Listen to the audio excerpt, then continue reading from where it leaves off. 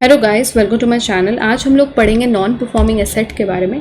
सबसे पहले देखेंगे नॉन परफॉर्मिंग एसेट क्या होता है, what are the types of non performing asset, special mention account के बारे में डिस्कस करेंगे, कुछ इंपॉर्टेंट टर्म्स देखेंगे रिलेटेड टू एनपीए जैसे कि लोन रीस्ट्रक्चरिंग क्या है, प्रोविजनिंग क्या है। तो ये सब टॉपिक्स आज हम लोग डिस्कस करेंगे। ठीक है, तो चलिए शुरू करते हैं। जब हम बात करते हैं नॉन परफॉर्मिंग एसेट के बारे में तो यहाँ पे एसेट का मतलब क्या है, कोई भी चीज़ जो हमें लॉन्ग टर्म में फ़ायदा देती है। सपोज मेरी जो प्रॉपर्टी है वो मेरे लिए एसेट है, जो मैंने लैंड खरीदा वो मेरे लिए एसेट है। कल को जाके ये लैंड का दाम जो है धीरे धीरे बढ़ रहा है, मुझे लॉन्ग टर्म में फ़ायदा होगा। जो मैंने गोल्ड में इन्वेस्ट किया इसका भी दाम अगर कल को जाके बढ़ा मुझे फ़ायदा देगी। जो मैंने फैक्ट्री खोला, सपोज वहाँ पे मैंने जो मशीन इंस्टॉल की है प्रोडक्शन के लिए वो भी मेरे लिए एसेट है। अगर मैंने स्टॉक मार्केट में इन्वेस्ट किया, शेयर्स खरीदा, तो ये सब चीज़ें जो मेरी संपत्ति है जो मुझे लॉन्ग टर्म में फ़ायदा दे रही है वो हो जाएगा मेरे लिए एसेट।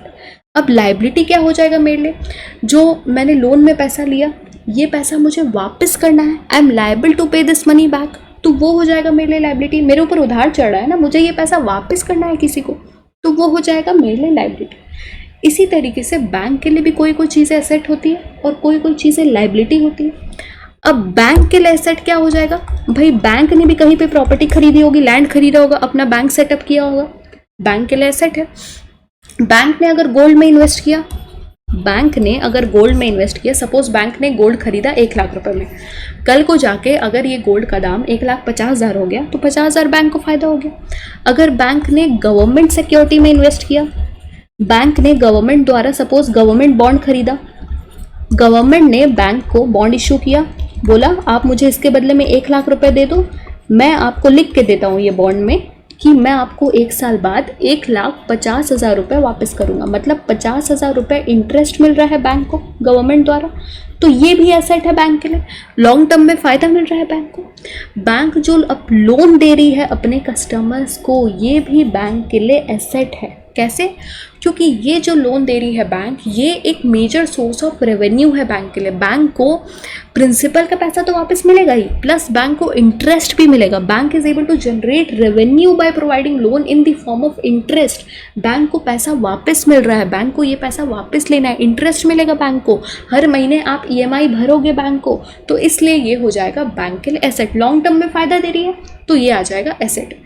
ठीक है, अब बैंक के लिए लायबिलिटी क्या है, जो पैसा बैंक को वापस करना है, जो डिपॉजिटर का पैसा है, जो डिपॉजिट में बैंक एक्सेप्ट कर रही है डिपॉजिटर द्वारा, चाहे वो डिमांड डिपॉजिट हो या टाइम डिपॉजिट हो, तो ये बैंक के लिए लायबिलिटी है। क्यों? क्योंकि ये पैसा बैंक को वापस करना है डिपॉजिटर को। तो जब हम यहाँ पे बात कर रहे हैं नॉन परफॉर्मिंग एसेट के बारे में, तो यहाँ पे एसेट का मतलब आपको पता चल गया, कोई भी चीज़ जो लॉन्ग टर्म में बैंक को फ़ायदा दे रही है वो हो जाएगा एसेट। तो यहाँ पे परफॉर्मिंग एसेट का मतलब क्या है, सबसे पहले ये जान लेते हैं, उसके बाद देखेंगे नॉन परफॉर्मिंग एसेट का मतलब क्या होता है। देखो, जब हम बात करते हैं परफॉर्मिंग एसेट के बारे में, सपोज मैंने बैंक से 10,000 रुपये लोन लिया, ठीक है, हर महीने मान लेते हैं मुझे 1 तारीख को ईएमआई अपना भरना है, हर महीने 1 तारीख को मुझे ईएमआई भरना है। अब क्या हुआ कि जनवरी 1 को सपोज मुझे ईएमआई भरना है बैंक को, तो मैंने ये जनवरी 1 को पेमेंट कर दिया, फिर फरवरी 1 को मुझे ईएमआई भरना है, मैंने भर दिया, मार्च 1 को भरना है, मैंने भर दिया, अप्रैल 1 को भरना है, मैंने ईएमआई भर दिया। तो मैं मतलब कहीं पे भी डिफ़ॉल्ट नहीं कर रही हूँ, मैं टाइमली पेमेंट कर रही हूँ बैंक को, हर महीने मैं ईएमआई भर रही हूँ बैंक को, मतलब कि bank is able to generate revenue through my loan account. मेरा जो लोन अकाउंट है इसके द्वारा बैंक को फ़ायदा हो रहा है, लॉन्ग टर्म में फ़ायदा हो रहा है, घाटे में नहीं जा रहा है, हर महीने मैं ईएमआई भर रही हूँ। तो bank is going to classify my account as performing asset. ये परफॉर्मिंग एसेट है, मतलब इसको हम लोग स्टैंडर्ड एसेट भी बोलते हैं। ठीक है, स्टैंडर्ड एसेट मतलब कोई डिफ़ॉल्ट नहीं हो रहा है, जो बैंक ने लोन दिया है, जो मुझे हर महीने ईएमआई भरना है मैं भर रही हूँ, मैं डिफ़ॉल्ट नहीं कर रही हूँ, मैं टाइमली पेमेंट कर रही हूँ, हर महीने 1 तारीख को मैं ईएमआई भर रही हूँ, तो बैंक मेरे लोन अकाउंट को क्लासीफाई करेगा एज परफॉर्मिंग एसेट। ये एसेट परफॉर्म कर रहा है, ये एसेट मुझे फ़ायदा दे रहा है, it is a major source of revenue for the bank, मतलब बैंक के लिए, बैंक को फ़ायदा दे रहा है, bank is able to generate revenue through my loan account, so bank is going to classify my loan account under standard asset because I'm not defaulting on my payment. Okay, तो अब non performing asset का मतलब क्या होता है, ये तो हम लोगों ने देख लिया performing asset. Non performing asset मतलब देखो, जनवरी 1 को मुझे ईएमआई भरना था, सपोज मैंने नहीं भरा, ठीक है, मैंने ईएमआई नहीं भरा, ठीक है, चलो बैंक बोली ठीक है हो गया, आपने ईएमआई नहीं भरा। फिर आ गया 1 तारीख, 30 दिन पार हो गए, नहीं 1 तारीख को भी मैंने ईएमआई नहीं भरा, February 1 को भी मैंने सपोज ईएमआई नहीं भरा, January 1 को भी नहीं भरा, February 1 को भी नहीं भरा, फिर 1 मार्च आ गया और 30 दिन पार हो गया, भाई मैंने March 1 को भी ईएमआई नहीं भरा, फिर 1 अप्रैल आ गया और 30 दिन हो गया, मैंने ईएमआई नहीं भरा। मतलब कि ड्यू डेट से 90 दिन पार हो गए, कितने दिन, 90 दिन पार हो गए, मैंने ईएमआई नहीं भरा। So bank is going to classify my account under non performing asset. ये जो एसेट है ये परफॉर्म नहीं कर रहा है, बैंक को घाटा हो रहा है, बैंक को ईएमआई का पैसा नहीं मिल रहा है, मैं पैसा भर ही नहीं रही हूँ। 30 दिन 90 दिन हो गए, बैंक वेट कर रहा है लेकिन मैंने पैसा नहीं भरा। तो जब 90 दिन पार हो जाएंगे, ड्यू डेट से 90 दिन, कितने दिन, 90 दिन जब पार हो जाएंगे उसके बाद बैंक क्लासिफाई करेगा अंडर नॉन परफॉर्मिंग एसेट, उससे पहले नहीं। जब 90 दिन पार हो जाएंगे ड्यू डेट से, ड्यू डेट मतलब जिस दिन मुझे ईएमआई भरना है, जिस दिन मुझे पेमेंट करना है बैंक को, सपोज मुझे इंटरेस्ट पे करना है बैंक को, ड्यू डेट से 90 दिन पार हो गए, मैंने अगर पेमेंट नहीं किया बैंक को, तो bank is going to classify my loan account under the category of non performing asset. तो देखो, NPA expands to non-performing asset. Reserve Bank of India defines non-performing asset in India as any advance or loan that is overdue for more than 90 days. Due date से मैंने आपको क्या बताया, 90 दिन पार हो गए, ओवरड्यू हो गया, मतलब बैंक को पैसा नहीं मिला। An asset becomes non-performing when it ceases to generate income for the bank. अब मेरा जो लोन अकाउंट है इससे बैंक कोई इनकम जनरेट नहीं कर रहा है, bank has stopped generating income from my loan account, तो ये आ जाएगा नॉन परफॉर्मिंग एसेट में। When it stops to generate income for the bank, तब बैंक उसको क्लासिफाई करता है under non performing asset. For banks a loan is an asset. मैंने आपको क्या बताया कि कोई भी बैंक के लिए जो लोन है वो एसेट होता है। क्यों? बिकॉज द इंटरेस्ट वी पे on these loans is one of the most significant source of income for the bank. क्योंकि जो हम इंटरेस्ट पे कर रहे हैं ये एक मेजर सोर्स ऑफ रेवेन्यू है बैंक के लिए। When customers, retail or corporates are not able to pay the interest, the asset becomes non-performing. हर महीने 1 तारीख को EMI भरना है, नहीं भरी, 90 दिन पार हो गए, नहीं भरा, तो बैंक क्लासिफाई कर देगा non performance for the bank because it is not earning anything for the bank. Therefore RBI has defined NPA as assets that stop generating income for the bank. तो ये आपको डेफिनेशन पूरा पता चल गया। चलो, तो अब हम लोग देखते हैं types of non performing asset. ठीक है, अच्छा मैंने यहाँ पे 30 दिन ऐसा अज्यूम किया है कि हर महीने में 30 दिन है, इसीलिए यहाँ पे ऐसा 90 डेज आया। ठीक है, ऑब्वियसली कोई महीने में 30 दिन से ज़्यादा भी होंगे, बट ऐसा मैंने अज्यूम किया ताकि आपको अच्छे से पता चले। चलो, अब हम लोग देखते हैं types of non performing asset. तो ये जो नॉन परफॉर्मिंग एसेट है हम लोग इसको 3 कैटेगरी में डिवाइड कर देते हैं। सबसे पहला सब स्टैंडर्ड एसेट, दूसरा डाउटफुल एसेट और तीसरा लॉस एसेट। अब ये तीनों की क्या डेफिनेशन है, देखो। सब स्टैंडर्ड एसेट मतलब कि ड्यू डेट से, जिस दिन मुझे EMI भरना था, ड्यू डेट से, सपोज January 1 को मुझे EMI भरना था, 90 दिन पार हो गए, अभी तक मैंने EMI नहीं भरा, या हो सकता है 5 महीना पार हो गया, 6 महीना पार हो गया, 9 महीना पार हो गया, बट लेस देन 12 मंथ्स। ठीक है, जब 12 महीना तक हो जाएगा तब आप उसको क्लासिफाई करोगे अंडर डाउटफुल एसेट। 12 महीना से कम है तब वो रहेगा सब स्टैंडर्ड एसेट में। ठीक है, मोर than 90 days but less than 12 months, तब आप उसको रखोगे सब स्टैंडर्ड एसेट में। ड्यू डेट से 12 महीने तक हो गया तब आप उसको रखोगे डाउटफुल एसेट में। लॉस एसेट मतलब 12 महीने से ज़्यादा हो गया तब वो आ जाएगा लॉस एसेट में। देखो, substandard asset, an asset which is overdue for a period of more than 90 days but less than 12 months. 90 दिन से ज़्यादा हो गए बट 12 महीने से कम। सबस्टैंडर्ड। डाउटफुल, अब बैंक को डाउट हो रहा है, अब बैंक को डर लग रहा है कि भाई कहीं घाटा ना हो जाए, तो उसको बैंक क्लासिफाई करेगा doubtful asset. An asset which is overdue for a period of 12 months, 12 महीने जब हो जाएंगे तब आप उसको डाउटफुल एसेट में डालोगे। लॉस एसेट मतलब 12 महीने से भी ज़्यादा हो जाएंगे। Asset which are doubtful and considered as non recoverable by the bank, अब बैंक को लग रहा है भाई ये पैसा रिकवर नहीं होने वाला, बैंक ने अपनी सब उम्मीद को छोड़ दिया है, तो बैंक उसको क्लासिफाई कर देगा अंडर लॉस एसेट। ठीक है, तो किस तरीके से क्लासिफाई किया आपको पता चला। सबसे पहले परफॉर्मिंग एसेट, जहाँ पे हर महीने मुझे 1 तारीख को ईएमआई भरना था, मैं भर रही हूँ, मतलब that asset is performing for the bank. Bank is able to generate revenue through my loan account, so bank is going to classify my loan account under performing asset. Non performing asset, due date से 90 दिन पार हो गए, 90 दिन less than 12 months, more than 90 days but less than 12 months sub standard asset, up to 12 months doubtful asset, more then 12 months loss asset.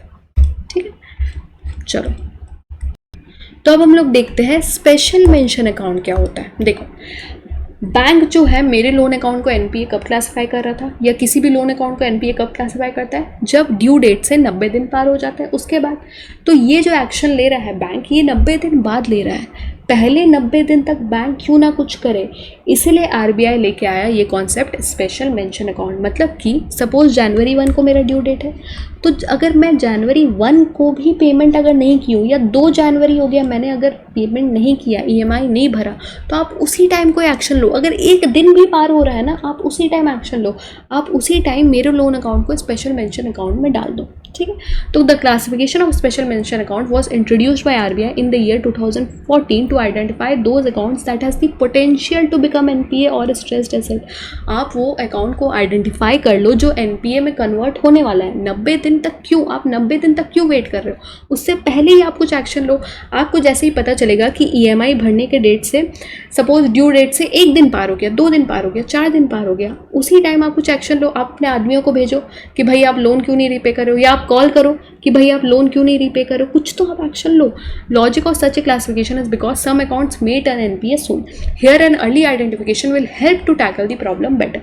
What is special mention account? Special mention account are those assets or accounts that shows the symptoms of bad asset quality in the first 90 days. पहले 90 दिन में ही उसको classify कर दो। तो देखो, due date से 1 दिन से 30 दिन पार हो गए तो वो आ जाएगा स्पेशल मेंशन अकाउंट 0 में।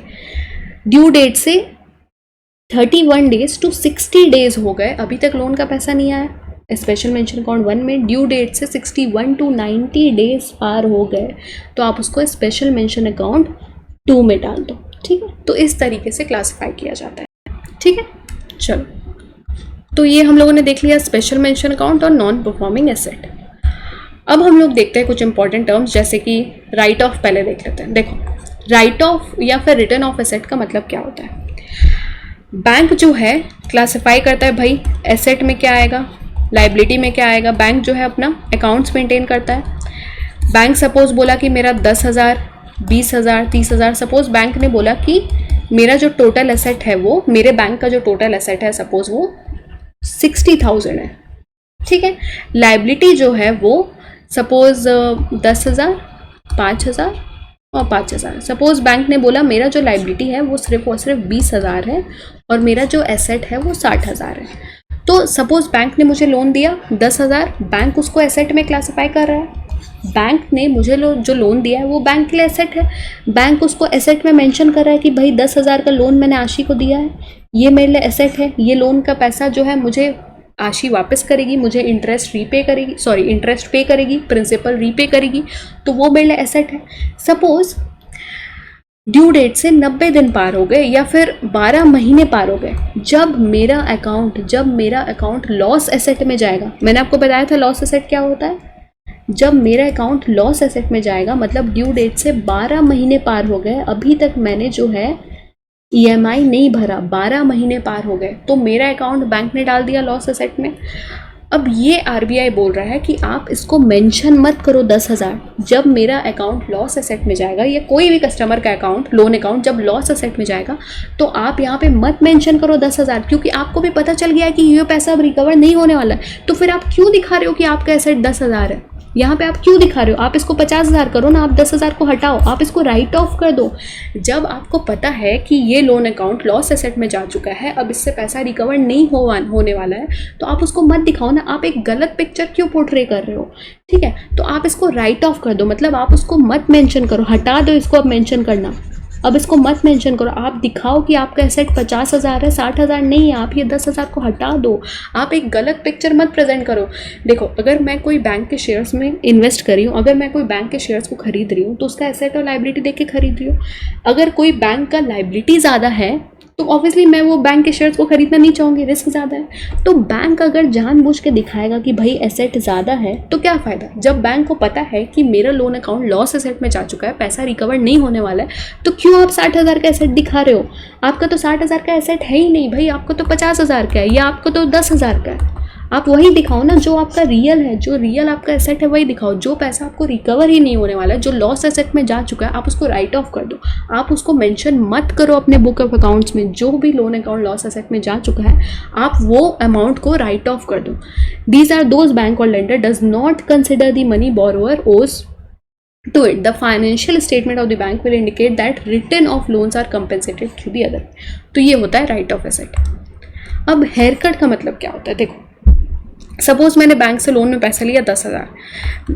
अब बैंक को पता चला भाई ये तो पैसा जो है नहीं मिल रहा है, अब क्या करें, लोन तो रिकवर ही नहीं हम कर पा रहे हैं। तो बैंक बोलेगा चल ठीक है, तुम्हारी स्थिति जो है थोड़ी बहुत तो ठीक है, उतनी भी ख़राब नहीं है, थोड़ी बहुत ठीक है, तो हम तुमको 20% का हेयर कट देते हैं।